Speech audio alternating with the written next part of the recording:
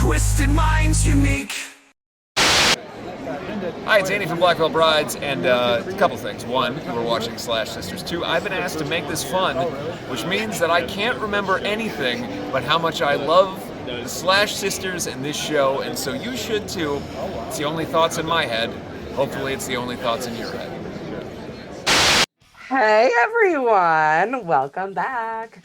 I am Slash Sister Jen, and today we are stepping into a little more colorful and a little more quirky and definitely a little undead. No? And I'm Slash Sister Hallie. We are reviewing Lisa Frankenstein, directed by Zelda Williams, starring Katherine Newton and Cole Sprouse. Why doesn't she seem even remotely excited? Why am I so excited and all dressed up and Hallie's just sitting there like... I don't know. Why the fuck are you so dressed up? Because I fucking... Never mind. I'm not gonna spoil my... You already I have... spoiled it, you guys. Look at me. Anyways, this one blends horror, romance, comedy, and full-on 80s vibes with a mad scientist twist to boot. Definitely not your typical monster movie. It's campy, stylish, and it's got a reanimated love interest. Honestly, what more could you ask for? Substance, maybe? We're gonna have a problem today. Before we grab our neon leg warmers and fire up the resurrection machine, make sure you slash that subscribe button, stab the like button, and ring-a-ling the grave bell so you don't get buried alive and you stay up to date on all of our reviews. Alright, let's stitch this one together and see what comes out. Alright, let's slash into Lisa Frankenstein, guys. In 1989, teenager Lisa Swallows. Yeah, I can't believe they don't make more jokes about her last name being Swallows. Like, they really need to make more jokes about that. But, anyways. Is still struggling to come to terms with the loss of her mother, who was killed by an axe murderer 2 years earlier. Her father, Dale, has since remarried a narcissistic woman named Dammit Janet. Damn it, Janet. Dale, are you sure his name's Dale and not I think Ted? It's Ted. I think it's Ted. What I do, Wheeler? It's the same actor. Yeah, I know. Who also has a daughter named Laffy Taffy from a previous marriage. Yes. Lisa and Taffy go to a party together, and Taffy encourages Lisa to socialize. Lisa does not talk very much. She's pretty quiet, at least at the start of the film. The movie actually starts out... she's pretty quiet by the end of the film, too. Well, that's true. The movie kind of starts out showing her in a cemetery, like a local cemetery. Bachelor's cemetery, which is something that does not actually exist here in the States. Right.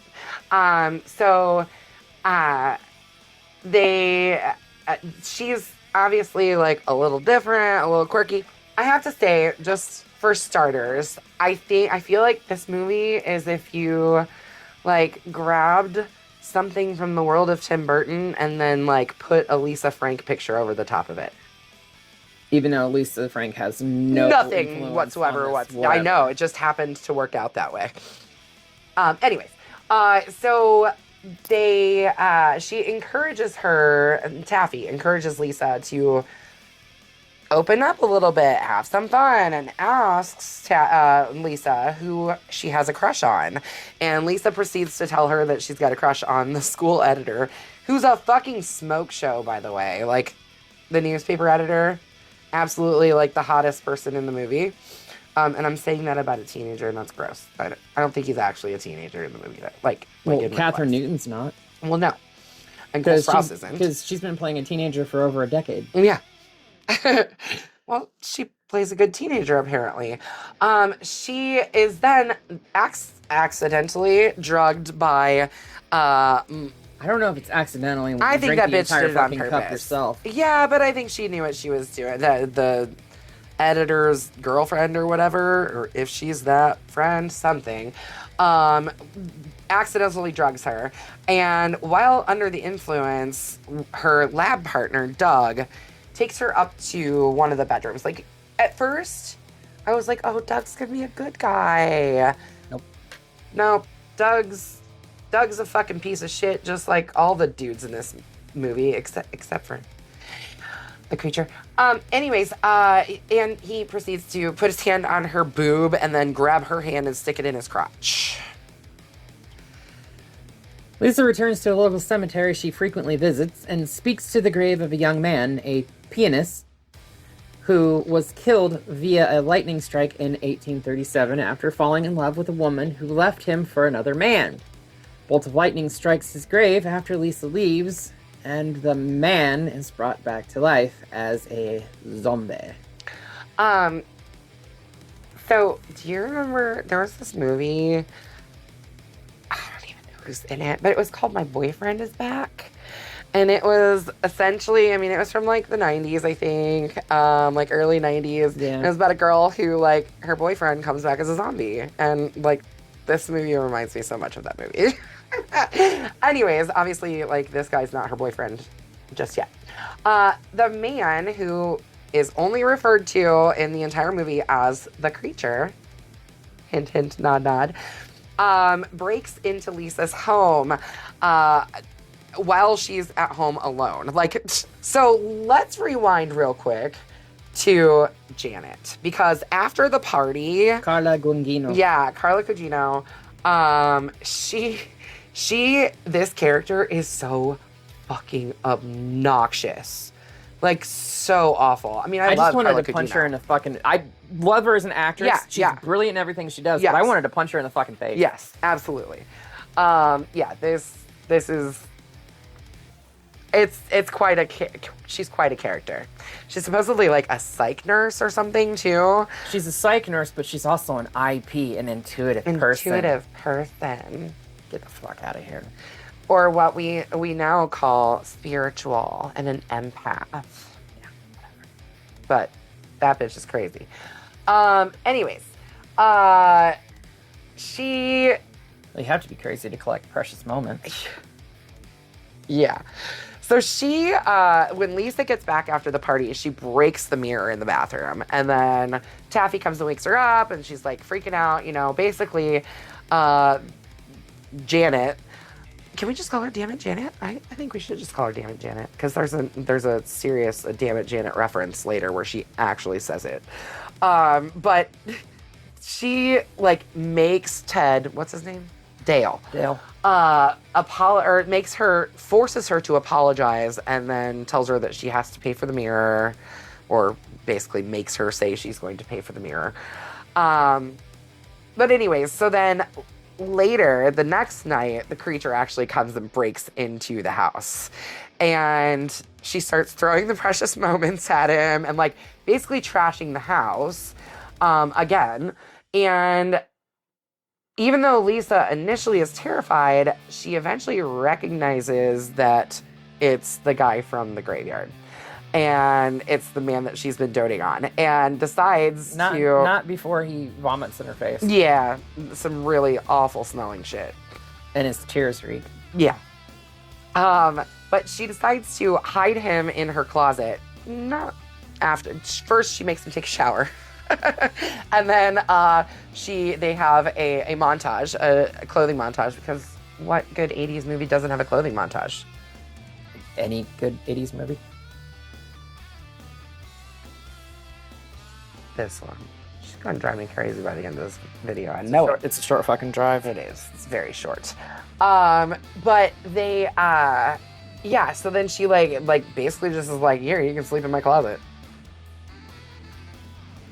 Anyways, he is mute and is missing multiple body parts, including an ear, and a hand.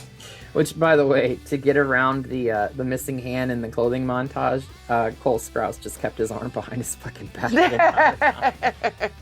And then she wraps like a scarf around his nub or whatever, which you can clearly see that there's It's enough his of it. hand, Yeah. right? Cheap effects. It was the 80s, baby. No, it was 2020 I fucking know, four. I know. Anyways. Lisa claims that a burglar broke in to explain the mess made by the creature, but Janet claims she is making it up for attention. When the creature leaves a worm in Janet's food, she blames Lisa, who wasn't even in fucking home. I at know. the time, Like, how could she blame Lisa for that? That's and threatens to send her to an asylum. as Because I need to take care of my patients. I should have went and seen a doctor, but I'm professional and need to take care of my patients. Get fucked. yeah. As Janet continues to intimidate and belittle Lisa, she basically like Janet was supposed to leave for Milwaukee, I think, for a business trip. She doesn't go. She confronts Lisa and starts telling her that she's going to an asylum in a locked ward with the grippy socks. Grippy socks, not the grippy socks, you guys. Anyways, the creature comes out of the closet and bashes Janet over the head with a sewing machine. I don't No know. big deal. I mean, I don't know if that would have actually killed her. Knocked her out, yeah. Killed her. Who cares? They bury her, so she did. No, I know. And then he cuts off her ear.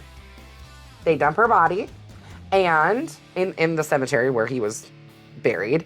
And then Lisa sews Janet's ear onto the creature, but discovers that the parts still don't work without a current. Dead meat. Dead meat. Not the No. YouTube channel, Dead Meat. They used Taffy's tanning bed to revive the ear because it was a prize that she won for like a beauty contest or something like that. Yeah. And it electrocuted Lisa. Yeah. So Lisa's like, well, this is the resurrection chamber, and stuffs him in there, and It works. it works. And the dead meat has been revived. And every time they use it on him too, he actually does look more alive. Yes, he does. He starts to get color back to him, and yeah. Lisa then lures Doug to the cemetery so she can cut off his hand for the creature. The creature kills Doug and hides his body with Janet's. It's so funny. Like at one point, he's like, they're walking to the cemetery, and he tries to hold her hand, and he's like, "Why won't you hold my hand?" She's like, "Oh, I will." Like later, after she cuts it off.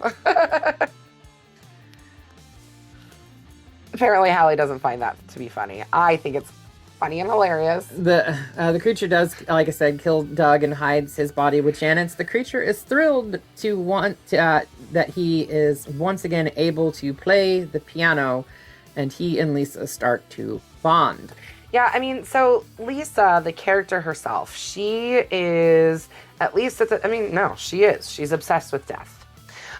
She does not want to be alive anymore, to be completely honest. Like, Yeah, in the very she- beginning, when the creature when they first meet each other, she's like, he kind of is like, I'm here for you. And she's like, oh, when I said I wanted to be in the ground with you, I meant I wanted to be dead, not with you. Like, she immediately friend zones him. Like, immediately. Which is kind of funny and kind of sad at the same time, because I actually, I think he's so cute. Anyways, the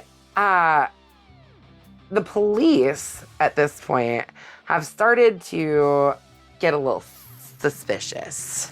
Well, because there was eyewitnesses that placed her with Doug before Doug went missing and all this other shit. Yeah. So, about not as much Janet's disappearance, because even though Taffy is starting to freak out at this point because nobody can find her mom, but Ted's like, she's probably having banana margaritas or whatever the fuck he says that she's banana something. I don't know. But he kind of blows it off. They do report that she's missing, but there's no real investigation into him yet. But Doug never came home. So the police, when Taffy and Lisa get to school the next morning, Lisa, one, has started dressing differently. She's in her gauzed up, very goth, very cute outfits. In fact, I think at one point, Taffy's like, "Is that my Halloween costume?" And she's like, "Yeah, I thought you said I could wear anything I wanted to." Which is, Sisters share. yeah, sisters share. Yeah, sisters do share, don't they? I like that. Not like that. Anyways, so Lisa is implicated, so they get to school the next morning. Lisa is happy as can be. At least it seems like. But they get there and the police are at the school. And she's like, shit. She can feel like everything's kind of closing in on her. She refuses to cooperate with the investigation, though. She's like, it wasn't me. Lots of people look like me. Lots of people look like Doug. So at this point... To be fair, the girl that was accusing her, sitting right next to her in the office, was dressed very similar. Yeah, I know. It's funny, like, we haven't really talked a whole lot about Michael, what's his name? Michael Trent, I think is his name. He's the school newspaper editor who's looks like he could be fucking Brad Pitt or something. He's literally like an absolute smoke show. And definitely not what the school newspaper editor looked like at my school. No, but we also grew up in the Midwest, too. We had a bunch of corn-fed motherfuckers. Isn't this supposed to take place in the Midwest? Not likely. You mean a business trip to Milwaukee? Who knows? We've also watched, like, the creature and Lisa, like, she starts letting him sleep in the bed with her. In fact, she teaches him how to use her massager. Yeah, massager, that's what it was. Wink, wink. Nudge, nudge. It was a magic wand, okay? Yes, it was. But she lets him use it on her in a sexual manner. You can tell, though, that the creature is falling for her. The creature fell for her long before he came out of that grave. Yes, let's face it. Yes, that's true. I mean, yeah, because, like, she was like, oh, no. Like, she friend-zoned him, like, immediately. And he was immediately like, hey, I'm here for you. And she's like, oh, no, you're real dead. Anyways, she goes, at this point, she, like, this is the night before. She's like, tomorrow, I am going to sleep with Michael. Like, I can't die a virgin. I'm going to have sex with him. And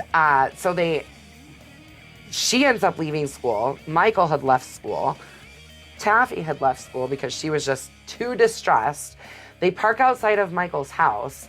And so, did you notice? The creature moved Janet's car because oh yeah, Dale called home to ask if Janet was back in town early or whatever, because her car was spotted someplace else. Right. So he goes, and somehow someone who died in 1837 knows how to drive a car. Yeah. Really slowly. Right, and to use the keys to unlock the club that was locking the steering wheel. Yeah, that he then beat somebody with. And then stole his clothes. Anyways, so he, I guess it was in the script. He knows how to drive a car. Yeah. No big deal. Me. But so they park outside of Michael's, and I don't know if you notice it, but the creature sees Taffy's car. Yeah. And so the creature knows, and he knows that she's about to walk into something not so great. In fact, Lisa walks upstairs thinking she's about to go and, lose her V card, only to find Taffy in bed with Michael. Yeah. And she, like, comes in screaming. Like, she's angry. She's like, you couldn't just let me have one thing. I told you that I liked him, and now you went straight for him. And let me just tell you, as a person whose best friend did that to her multiple times in high school, Ask me, that person wouldn't be my best friend anymore. I didn't realize it until much later. When I started adding things up, I was like, oh. That bitch. Oh. Yeah. So I know how that feels. Mm-hmm. That's a real shitty feeling. While Lisa is berating the both of them, the creature enters and chops off Michael's penis. This is my favorite scene in the whole movie. Then prepares to attack Laffy Taffy before Lisa intervenes and follows him as he flees to the cemetery, but not before picking up the waste bin in which Michael's penis went flying into. Mm-hmm. Very important here. Lisa gives Taffy her mother's rosary as a token of appreciation for her kindness and sympathy before pursuing the creature into the woods. Yeah, so Lisa gets to the creature. This scene is so funny. Like, he comes in, like, Lisa's freaking out. He comes in from behind with just this axe in his hand and just, it goes flying. We see a silhouette flying through the scene, and then it lands in the wastebasket, as Hallie just said. But at this point, Lisa goes after the creature, who professes his love for her. Duh, we knew this already. They leave the cemetery after throwing a police officer into the grave. But this is... They didn't kill her. No, they didn't kill her. They just threw her into the grave. They just needed to get away from her. But at this point, like right before the police officer shows up, it's so funny. He's standing there and he's basically like tells her like, hey, there was another missing piece, down there. And she's like, oh, well, that's okay. You don't need that. We don't have to have that. Like, we can do other things. Yeah. And so then he like hands her the penis, and she's like, oh, okay. So she then takes him back to the resurrection machine, the tanning bed, and attaches the penis back onto him. Well, Michael's penis onto him. So I guess she does still get to have sex with Michael's penis. And then they put him back into the tanning bed again, and it's reattached, and they can have sex, and she can not die a virgin. With the police beginning to close in on them, Lisa implores the creature to burn her alive in the tanning bed to avoid being arrested, to which he complies. Actually, he sits down. She had written him like a little note. I actually cried really hard at this part because the note said, "Death is temporary. I love you forever." And as someone who has lost a partner, that was hard. And I wish that there was a way to bring someone back like that, but there's not.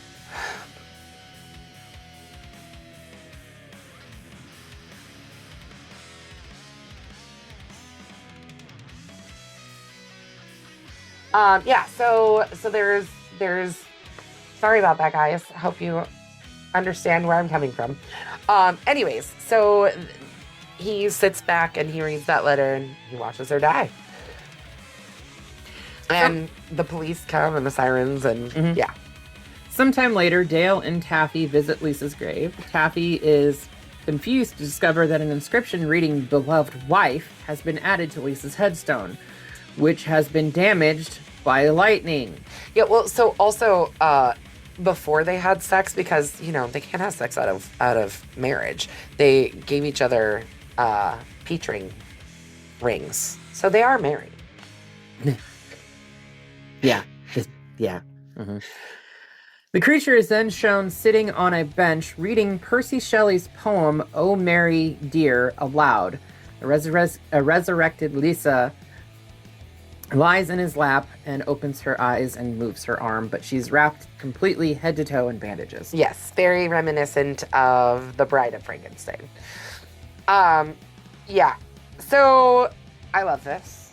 She would have been straight up bloody machete up for me. She would have been way more burned. Oh yeah. Well, we don't know how many times she's been resurrected yet, or gotten better. And then also, how did she get resurrected? Lightning. Yeah, like again, she would have been charred. They would have had to hit her with multiple blasts, like he had to have done. Yeah. I don't know. I'm not a big fan of Diablo Cody's works. Fair. I love Diablo Cody. Especially considering the fact that this is actually supposed to take place in the same universe as Jennifer's Body. Yeah, which I find it kind of weird. But I mean, I guess they take place in completely different time periods. And probably different locales, too. Yeah. Irregardless, this will play Machete down. It is a straight up to the sky. I absolutely loved this movie. I thought it was funny. I thought it was clever. I thought it was... the color palette is everything for me. Like, purples and greens, I don't know how you're not, dying for this. Anyways, I thought it was really funny. I thought it was cute. I thought the love story was cute. I thought Yeah, I really liked this. I thought it was really funny and cute, and I loved it. So, it's a bloody machete up for me. Okay. Get it on out of here. That's all right. Hey, we can't agree on everything, and there's clearly a lot of things that we don't agree on. And you know what? That's what makes this more fun anyways, because somebody's going to agree with me, hopefully a lot of you, and somebody's going to agree with Hallie. And, you know, I mean, that's what's so fun about film media in general, is that there's something for everybody out there. Yeah, I wouldn't call this horror, though. Not even close to horror. There's some horrific things that happen, but I wouldn't. Yeah, I don't. It's horror comedy for sure. Comedy horror, Yes, maybe. yes. Not horror comedy, because there was nothing fucking scary in this whatsoever, other than like the creature's first appearance. Okay, well, riddle me this. Do you think that the new Frankenstein movie was horror? Haven't seen it. Don't want to see it. Not a big fan of Guillermo del Toro's horror. I think it needs to stick with action. Anyways, let's figure out what the next movie is. Back into franchise territory once again, dear friends. Oh. Saw again? Oh, Final Destination. The Final Destination. We're getting towards the end of this franchise here. Final Destination 4. Yes. Yes, we are getting close to the end of it. There's only there's this not a and whole lot. 2 more. Yeah, And it's not a big the franchise. 7th one that's in production. In production, correct. So yeah, make sure you watch this one this week and come back next week when we will break down everything about the Final Destination. Cool. So until next time, make sure you slash the subscribe button. Stab that like button. And ring the great bell so you don't get buried alive and you stay up to date on all the crazy shit we're doing on this channel. Because there's a lot of crazy shit. I mean, do you see what the fuck she's wearing? Crazy. Crazy. Grippy socks crazy. Yeah, exactly. Until next time, we will see you all In the afterlife.